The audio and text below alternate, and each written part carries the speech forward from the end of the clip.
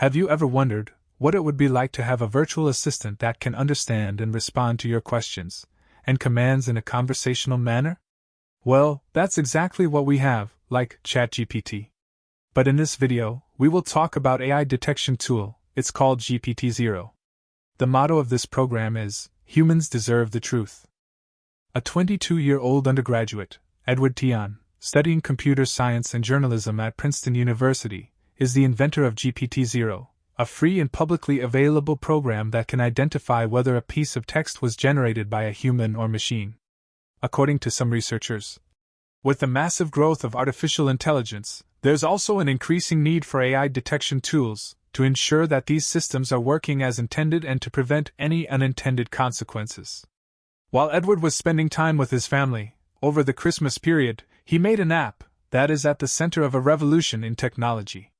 And this app can detect if an essay is written by AI or humans. He says he was stunned at the reaction of his innovation. 400 teachers from 30 countries signed up to use GPTZero.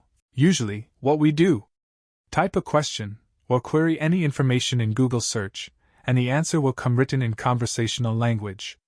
But GPT has the ability to write a poem, a story, or even an essay, making some educators uneasy. What's important to remember is that ChatGPT and GPTZero are two sides of the same coin. So GPTZero is using ChatGPT games itself. As an experiment, I asked ChatGPT to write a news story about itself. Within seconds, text appeared. Then I copied the text and plugged it into GPTZero.